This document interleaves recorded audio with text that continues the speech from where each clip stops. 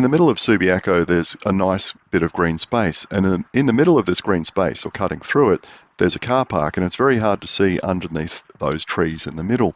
But I'm going to show it to you because I ride through here on a regular basis when I want to get to some cafes out the back, to stop for lunch or a coffee.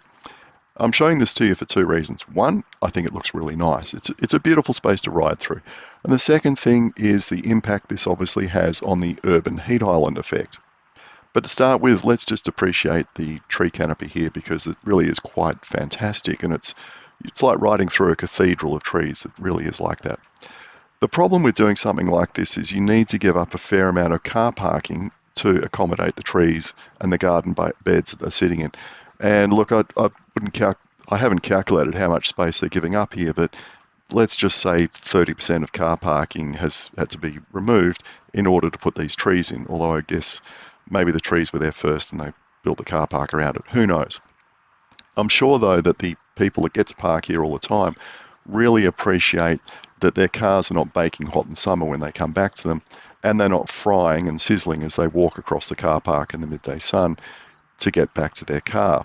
The shade is really, really good from a user perspective. But also for the surrounding residents, these trees are absorbing or reflecting the heat before it gets to the asphalt. And we know that the urban heat island effect exists, and it's caused by concrete and asphalt and roads and buildings, etc., absorbing heat during the day, retaining that heat, and then re-radiating it back at night, which is why urban areas are always much warmer than the surrounding areas. So I just wanted to put this up as food for thought, what we could potentially do with car parks. There is obviously the trade-off that if you wanted to do this kind of thing, you have to give up quite a bit of car parking space in order to provide the green space that goes with it. But maybe this is something that should be done.